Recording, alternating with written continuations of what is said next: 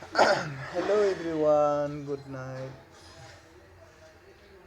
आं दिनै खुसि आरोना बिराद खुसि मिथिया मानो खुसि जादों आरो जायखिया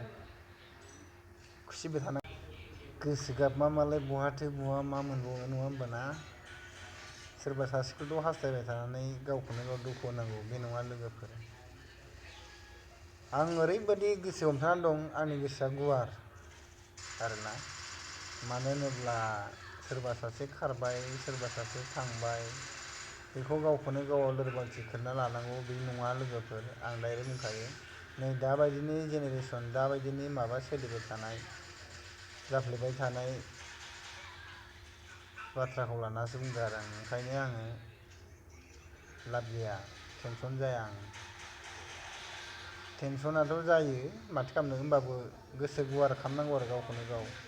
बिखा गुवार गोसो गुवार खालामनांगौ होमबासो गोजोननाय मोनगोन गावखौनो गाव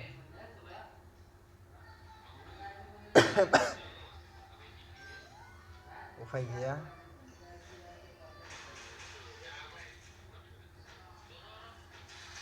हिनजावफ्रालाय मा दानि जुगावलाय फैसा गांलाब गांथाब खोन्थाबानो मोनखायो जाय मानसिजों थाखा फैसा गोनां बेजों हिनजावफ्रा फैखायो जाय मानसियाव थाखा फैसा गैया बेजों फैखाया मानो होनब्ला दानि जुगाव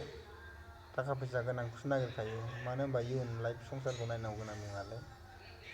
माने हिनजावफोरखौबो दुसिनाङा हिनजावफ्राबो इयुन लाइफ गावनि संसारखौ सोलिलांनांगौ नालाय खिन्थु बेबायदि थासेयावबो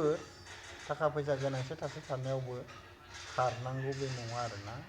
मानो होनबा मालाबाबो मालायनि गोसो दुखु दासिफाय इयुनाव गाव गावनो दुखु जारला खस्थ' गोलैयो दाथ' नुगासिनो हनै मा होनो जोंनि बर' हिनजावफोरखौनो नुदों बेलेगखौ मा बेलेग जाथिखौ मा होनो बेलेग जाथिखौबो अनेक खोनानाय नुनाय दं आङो थेवब्लाबो जोंनि जाथियावनो दं बिसोरो कन्ट्रेक्ट मेरेज खालामो जोंनि बर'आनो कन्ट्रेक्ट मेरेज खालामनानै बाहेरायाव थाङो आउट कान्ट्रियाव जुलि जाहैसिगोन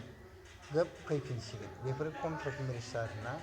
ओंखायनो बेबायदि दाजा आरोना लाइफआव मालाबाबो बेफोरबायदिखौ दाला आरोना नों कन्ट्रेक्ट मेरेज होननाय लोगो सुबुं थाखा फैसाजों माने मानसिया संसार जाया थाखा फैसाया गिदिर नङा आं खालामो थाखा फैसा गिदिर नङा थार अननाय थार मोजां मोननायासो मानसिनि धोरोम लोगोफोर बाय बाय गुड नाइट